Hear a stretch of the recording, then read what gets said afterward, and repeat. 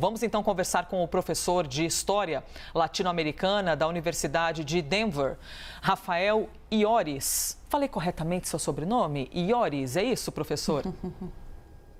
Perfeitamente, corretamente. Muito prazer. Para a gente não começar sem a nossa amizade justa aqui, hein? Para não começar errando o sobrenome do professor. Professor, bom, a gente está vendo um planeta dividido, né? Alguns países dizendo, olha, parabéns, felicitações, e outros dizendo, temos um pezinho atrás. Mas o que este momento nos mostra da história? O que a gente pode interpretar disso tudo que está sendo publicizado e próprio presidente dizendo que venceu a eleição? Olha, a situação da Venezuela, ela já vem complicada há um bom tempo, né? Na verdade, tem um retrospecto histórico, um país muito dividido, com uma situação muito polarizada ao longo da sua história, e especialmente agora, né, para a história mais recente, desde que o Chávez se tornou presidente. Então, o chavismo é uma força política muito importante na Venezuela, a gente não pode descartar que existe um apelo do chavismo ainda na população venezuelana. A pergunta é se essa parcela é maioria ou não, essa é a grande pergunta, né? Mas ainda existe um apelo, por várias razões. É uma situação muito complexa. E vários atores internacionais têm tentado, ao longo dos 25 anos do poder do chavismo, né, da presença do chavismo no país, achar uma maneira de acalmar os ânimos, de trazer a um diálogo nacional, em agências internacionais, de organismos internacionais, autônomos, governamentais, até o Papa, né, já foi trazido para trazer essa conversa. E o Brasil já cumpriu um papel importante nesse processo, inclusive com o presidente Lula. Quando houve a tentativa de golpe na Venezuela, houve um golpe, houve a remoção do Chávez em 2002, né? Depois ele voltou ao poder. Os Estados Unidos pediram para o presidente Lula organizar o que se tornou o grupo de amigos, países amigos da Venezuela no início dos anos 2000, para tentar trazer um diálogo, trazer uma melhoria, né, na situação de tanto a polarização política naquele país. Claro que isso não deu, até agora, um resultado. Se esperava muito dessa eleição, né? Se esperava muito dessa eleição na Venezuela, se esperava muito dessa eleição no contexto da comunidade internacional, inclusive no governo dos Estados Unidos.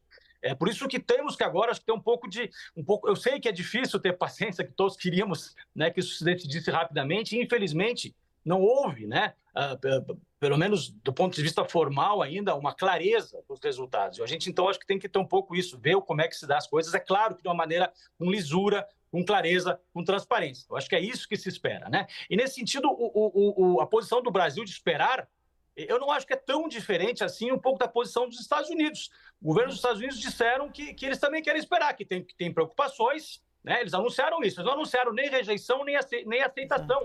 Tem preocupação e que querem ver melhor, né, os documentos da eleição. E é mais ou menos a situação, né, que foi esclarecida agora pela posição da diplomacia brasileira, que, de novo, cumpriu um papel, né, importante de trazer, historicamente, esses dois lados tão polarizados nesse país, que enfrenta tantas dificuldades, né, para o diálogo. Então, eu sei que é muito complicado para nós todos, eu também estou aqui de longe tentando acompanhar a situação, e a gente gostaria, né, que as coisas se resolvessem, mas essa situação, infelizmente, reflete nessas dificuldades do país. Pois é, e eu até ouso dizer que pode ser que esse, por enquanto, silêncio chame a atenção também da oposição ao governo Lula. Porque tanto foi usado e dito, porque de fato existe um histórico aí, eu imagino que eles pensavam, que eles imaginavam, eu imagino que eles imaginavam, ficou péssima essa construção de frase, mas que eles estavam esperando que Lula logo falasse alguma coisa, visto que não é possível que Lula não vá de bate-pronto já aceitar, solidarizar-se, felicitar a Venezuela em relação ao resultado. E tem havido um silêncio que deve estar dando uma bugada na cabeça da oposição também, hein? Por isso é importante a gente falar sobre isso. E a Basília Rodrigues está aqui na conversa também, professor, para fazer-te uma pergunta. Oi, professor. Pois não.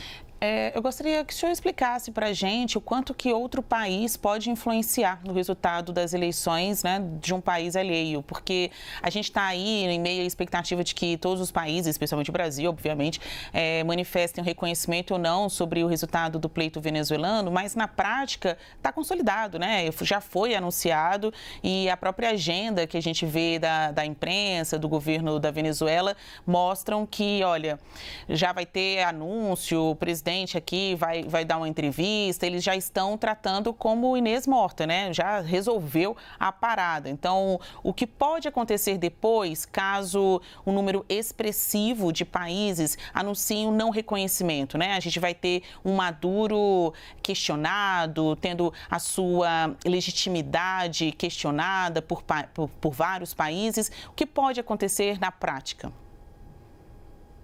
Bom, essa é a grande dificuldade, né, do sistema internacional. Do ponto de vista formal, né, a gente se baseia na noção de soberania, que, em última análise, quer dizer o quê? Que dentro daquele território quem manda é o governo daquele país.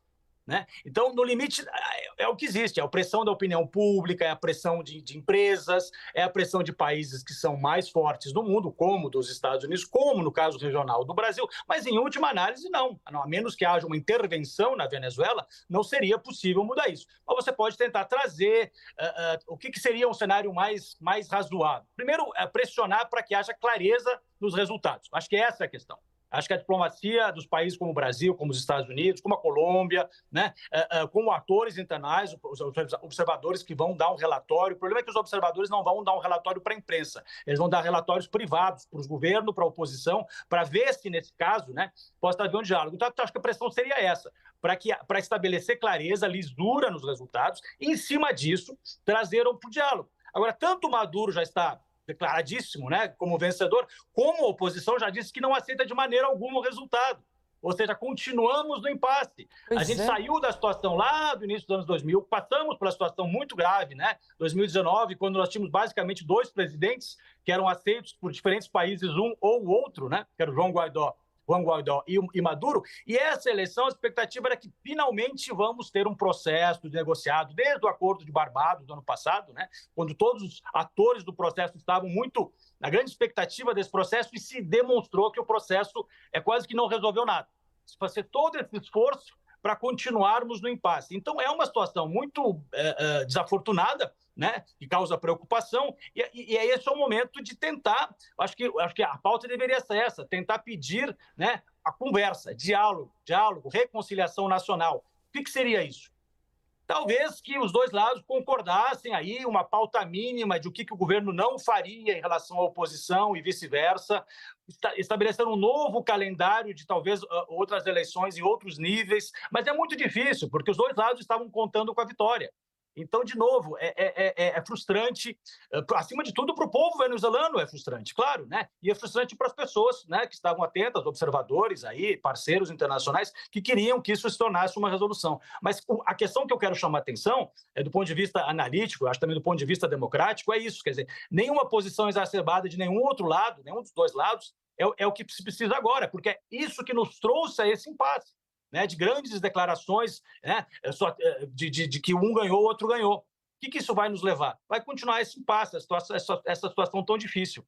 Agora, de novo, só para concordar, é muito difícil. A pressão internacional, enfim, ela é limitada, é muito limitada. Também precisamos reconhecer isso, infelizmente. Totalmente. Clarissa Oliveira também está conosco aqui, professor. Bom dia, professor. Muito obrigada pela presença aqui no live. Professor, eu queria conversar com o senhor um pouquinho sobre essa eleição na Venezuela na ótica do presidente Lula. O presidente da República abriu o seu mandato com acenos importantes a Nicolás Maduro, demonstrou ali uma disposição em estreitar novamente as relações com a Venezuela. Depois, ele faz agora, mais recentemente, um recuo, faz acenos à oposição logo antes dessa eleição. E agora, considerando que há uma possibilidade aí significativa de Nicolás Maduro permanecer no poder, como fica o papel do presidente Lula dentro desse contexto latino-americano como um líder capaz de ter voz nesse tipo de discussão, nesse tipo de debate regional, na avaliação do senhor? Olha, em primeiro lugar, eu acho que o que está em jogo é a democracia da Venezuela, não é a democracia ou o governo brasileiro. Agora, concordo, o presidente Lula fez gestos, digamos assim, em diferentes direções nos últimos tempos. Primeiro, existe um retrospecto de proximidades ideológicas, também de relacionamento pessoal de Lula com Chávez lá atrás. Acho que isso não é do mesmo nível com o Maduro. O Maduro é um líder menos carismático, menos interessante, inclusive para outras lideranças, mesmo que alinhadas ideologicamente na região e no mundo. Mas o Brasil, acho que, por um lado, quando se sinalizou que queria retomar relações com o governo da Venezuela, tem a ver com o Mercosul, tem a ver com outras questões, né? E agora, eu acho que o Lula achou o caminho certo, que é esse, de dizer o quê? Que é a soberania da Venezuela, é a democracia da Venezuela que está em jogo, e o Brasil está disposto, como sempre esteve, como já cumpriu esse papel, a tentar cumprir um papel construtivo, né, nesse processo. Eu acho que não diminui de maneira alguma, não é a estatura de Lula ou não Lula, do governo brasileiro, da diplomacia brasileira nesse processo, se colocando à disposição, né, de ser, né, se os lados concordarem, um ator que possa ajudar. Acho que tanto o governo do Brasil quanto o governo da Colômbia sinalizaram, né, nesse processo e conseguiram respaldo. Quando você acompanha, né, observadores internacionais comentando sobre isso nos últimos tempos, eu tenho acompanhado isso proximamente, de maneira próxima nos últimos tempos, inclusive comentadores não alinhados, digamos assim, com o governo do Brasil atual, dizendo que, olha, o papel que Brasil e Colômbia podem cumprir, inclusive num contexto internacional de polarização de atores globais muito forte, né? Estados Unidos de um lado, Rússia do outro. Um lado apela para um, outro lado apela para o outro. Então, é Colômbia, é Brasil, né, que poderiam aí, né? Não vou chamar de interlocutor ou de negociador, não é tão sério assim, mas de um ator que possa ser ouvido, que poderia, né, cumprir esse papel. Eu acho que nesse sentido a situação da diplomacia brasileira, chanceler Celso Amorim, que é um diplomata com experiência de 60 anos, sabe muito bem os meandros da diplomacia internacional, como é que se coloca isso. Eu acho que o Brasil continuará à exposição e eu acho que ele é visto assim. Eu acho que ele é visto assim tanto pelo governo dos Estados Unidos, né, que é um ator que, nesse caso, é muito mais controverso, no sentido de que o governo Maduro não o vê, né, como um parceiro ou um interlocutor neutro nessa situação. Então, acho que a diplomacia brasileira vai continuar cumprindo esse papel. Agora, de novo, até foi muito interessante não ter, né, enviado, o TSE não ter enviado observadores, porque, de fato, reflete, né, que são dificuldades mais estruturais. Mas a questão é que se perguntar é qual é a alternativa? Sim. Qual é a alternativa? Nós estamos numa situação em que não é impossível de se pensar, dependendo das eleições nos Estados Unidos, né, daqui a alguns meses, onde podemos retomar uma agenda de que, bom, se os venezuelanos não conseguem resolver isso, são atores de fora que vão ter que resolver. E aí a situação seria muito mais grave. Então, infelizmente, é essa situação que se coloca. Então, prezar por esses atores regionais, que ainda são vistos como, em algum grau, né, não estou dizendo que são vistos de maneira equânime, mas são vistos em algum grau, podem desempenhar um papel construtivo. Eu acho que ainda é importante prezarmos e tentarmos garantir esse espaço para o Brasil. Professor, excelente, hein? Poder ouvir-te. Muito obrigada pela entrevista nesta segunda-feira de manhã. Professor de História Latino-Americana da Universidade de Denver, Rafael Iores. Um abraço, professor. Muito obrigada. Igualmente.